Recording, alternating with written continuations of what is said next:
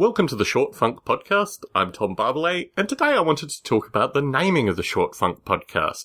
I've been considering doing a short format podcast for a number of years, and really the only thing that stopped me motivating was the question of whether I should do it on YouTube or whether I should do it through traditional podcasting.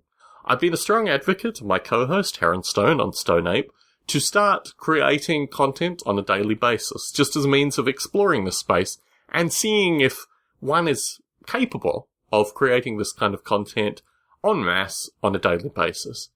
And I thought to myself, perhaps there was potential for a YouTube video series to come out covering the same kinds of things that I'm covering on Short Funk.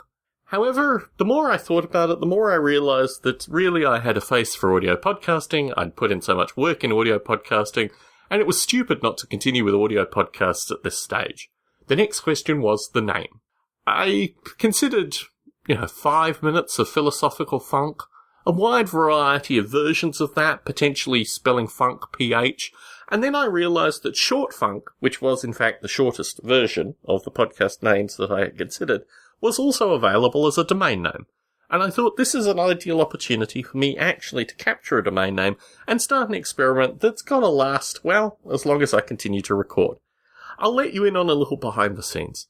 I record Short Funk typically 4 to 5 episodes in a row, in a single sitting. I edit it down, I put it up, and then I selectively work out which ones I'm going to air, with the view that occasionally I travel, occasionally I feel a little under the weather, occasionally I don't really want to record a podcast.